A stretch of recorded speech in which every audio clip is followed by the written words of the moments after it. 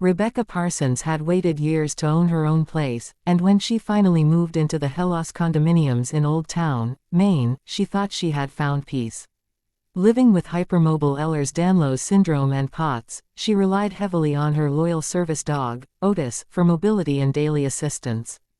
But just days after moving in, the Homeowners Association sent her a letter claiming Otis was considered a pet under their outdated bylaws, demanding she either remove him or face fines. When she requested to build a small fenced area so Otis could safely be outside, they denied her request or imposed impossible conditions that effectively made it a no. Rebecca knew her rights. Under the Fair Housing Act and the Americans with Disabilities Act, service dogs are not pets, and federal law supersedes HOA rules. Similar cases across the country had led to massive judgments against HOAs, including a Colorado couple awarded $50,000 for emotional support animal discrimination and another homeowner winning $635,000 after prolonged harassment. Determined not to be bullied, Rebecca filed a complaint with the Maine Human Rights Commission, which quickly found reasonable grounds to believe she had been discriminated against. Meanwhile, the HOA pushed back, hiding behind legalese and dragging out the process, hoping Rebecca would give up.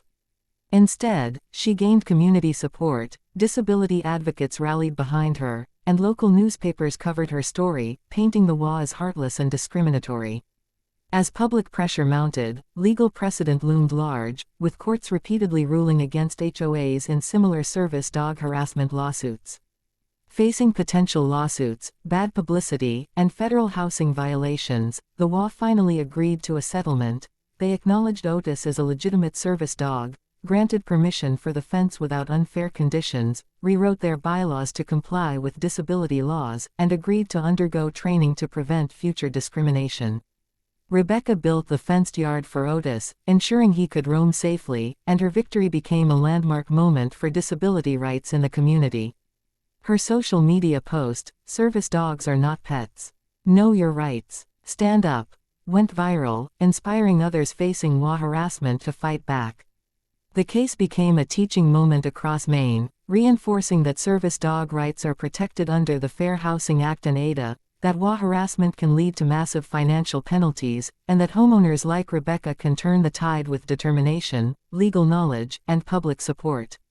In the end, Rebecca sat on her porch watching Otis play in the fenced yard, knowing her fight wasn't just for herself but for every disabled person silenced by unfair HOA rules, proving once and for all that justice, and a loyal dog, could change everything.